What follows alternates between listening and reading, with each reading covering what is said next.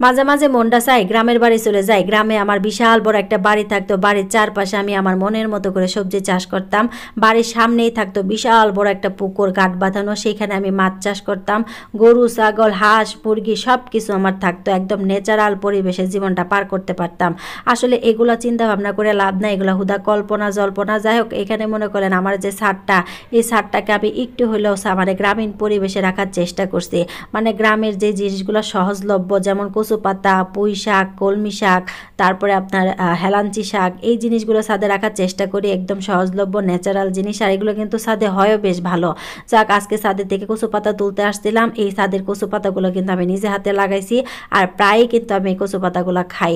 আর এই কচু পাতাগুলো কিন্তু আমি একলা খাই না, আমার আশেপাশের মানুষকে আমি মাঝে মাঝে উপহারও দিই, তাদেরও ভালো লাগে, আমারও বিরাট ভালো লাগে। মাঝে মাঝে পরিবারের সবাইকে এরকম বিষমুক্ত ফরমালিন মুক্ত সবজি খাওয়াইতে পারি, এই বা কম কিসের, এতে আমি অনেক বেশি খুশি। যাক, আজকে যে শাকগুলি তুলতেছিলাম একটা বিশেষ কারণে। আসলে কয়েকদিন আগে ফেসবুকে একজনকে দেখলাম এই কচু পাতা দিয়ে দারুণ মজা করে একটা খাবার রান্না করতে, আর সেটা দেখে আমার মনে হয়েছে খাবারটা অনেক মজা হবে। তাই অনেকদিন যাবতই মাথায় ঘুরপাক খাচ্ছিল ওই রেসিপিটা বানাবো, আর সময় হয়ে উঠতেছিল না। তাই আজকে সময় পেয়ে হঠাৎ করে মনে হলো আজকে এই কচু পাতাগুলো তুলাই যায়, যেহেতু প্রচুর বৃষ্টি হয়েছে। কচু পাতাগুলো কিন্তু অনেক সুন্দর একদম ফ্রেশ হয়েছে। আর এই কচু পাতাগুলো তুলে বাসায় চলে আসলাম। জানি না এটা কোন এলাকার খাবার, সম্ভবত এটা রাজশাহী এলাকার মানুষরা প্রচুর খায়, আমার ভুল হতে পারে। যদি কেউ জানেন অবশ্যই কমেন্ট বক্সে জানাবেন। তারপর এখানে কচু শাকগুলো ধুয়ে আমি একপাশে রেখে দিলাম, আর এখানে আমি একটা ইলিশ মাছের মাথা নিয়ে নিলাম। আর ইলিশ মাছের মাথাটাই শুধু আমি ব্যবহার করব এই কচু পাতাটা রান্না করার জন্য, সাথে একটা পিস দিয়ে দিব। আর এই ইলিশ মাছটা আমি সুন্দর করে টুকরা টুকরা করে রেখে দিলাম। আসলে ঘটনা হলো ইলিশ মাছ কাটার মানে অলসতায় আমার দেখা যায় খাওয়া হয় না। আর আজকে যেহেতু ইলিশ মাছটা বের করছি তার জন্য মনে করেন পিস পিস করে রেখে দিলাম, কিন্তু এই খোসাগুলো কিন্তু ছাড়াই নেই, খোসাগুলো এরকমই থাকবে, তাহলে মাছের স্বাদ একদমই নষ্ট হবে না। ইলিশ মাছের মাথাটা রেখে বাকিগুলি আমি ফ্রিজে রেখে দিব।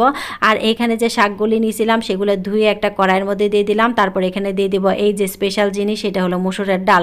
এখানে আমি 3 মুঠ মসুরের ডাল ভালো করে ধুয়ে এখানে দিয়ে দিলাম। তারপর এখানে দিয়েছি কাঁচামরিচ, পেঁয়াজ, রসুন, হলুদের গুঁড়া, অল্প একটু মরিচের গুঁড়া, একটু ধনিয়ার গুঁড়া, অল্প একটু জিরার গুঁড়া, লবণ আর তেল, বাস এই কয়টা জিনিস দিয়ে এটা ভালো করে এখন আমি এটা সেদ্ধ করে নেব। এখানে কিন্তু একটু পানিও দিয়েছিলাম, সেই জিনিসটা বলতে একদমই ভুলে গেছি, কারণ এই জিনিসটা সিদ্ধ হতে একটু সময় লাগবে, কারণ এখানে কিন্তু ডাল দিছি। ডাল দিতে যেহেতু একটু সময় লাগে সেদ্ধ হতে, এর জন্য একটু পানি ব্যবহার অবশ্যই করতে হবে, তা নাহলে কিন্তু ডালগুলো একদমই সেদ্ধ হবে না।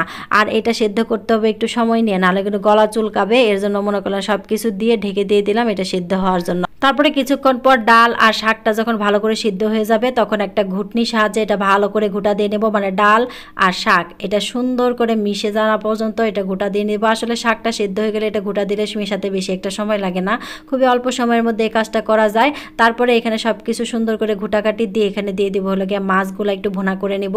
ওই যে ইলিশ মাছের মাথাটা যে কেটে রাখছিলাম সেখানে একটু মশলা টশলা দিয়ে সব কিছু দিয়ে একটু মাছের মাথাটা কষায় তারপরে এইটা শাকের মধ্যে দিয়ে রান্না করে নিব।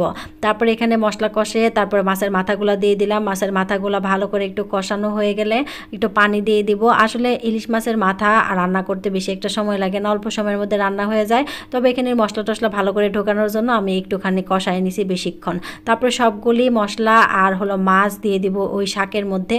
শাকের দিয়ে এখন ভালো করে নাড়াচাড়া দিয়ে নিব। এখন কিন্তু শাকের কালারটাও চেঞ্জ হয়েছে, আর বিশ্বাস করেন এই জিনিসটা খেতে আসলে অনেক মজা ছিল। তারপরে এখানে একটু লেবুর রস দিয়ে দিলাম, কারণ গলা চুলকানোর একটা চান্স থাকতে পারে। বাসায় যেহেতু ছোট ছোট বাচ্চারা আছে তাদের জন্য আলাদা করে একটু চিকেন রান্না করে নিলাম। আসলে এই শাকের তরকারিটা তারা জীবনেও খাবে না, কারণ এর মধ্যে কাঁটা আছে।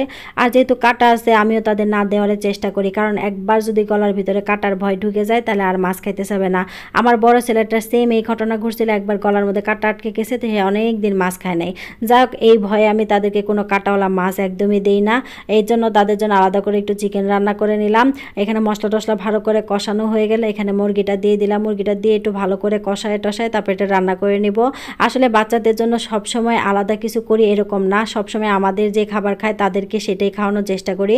এদের জন্য আলাদা কিছু করতে আসলে একটু প্যারার ব্যাপার হয়ে যায়। এর জন্য আমরা যে মশলা খাই এটাই তাদেরকে খাওয়াতে অভ্যস্ত করে ফেলছি, এর জন্য আমার বিশেষ একটা ঝামেলা হয় না। যাক, এখানে আমি কতগুলা কচুরমুখী সিদ্ধ করে রাখছিলাম, সেটা আজকে ভর্তা করব। আর এই ভর্তাটা কিন্তু অনেক স্পেশাল করে আমি ভর্তা করি, আর এটা খেতে কিন্তু ভীষণই মজা লাগে। এখানে কিন্তু কাঁচামরিচ, পেঁয়াজ, রসুন সব কিছু দিয়ে একটু ভেজে এখানে দিয়ে দেবো কতগুলো চ্যাপা শুটকি আগে থেকে ধুয়ে রাখছিলাম।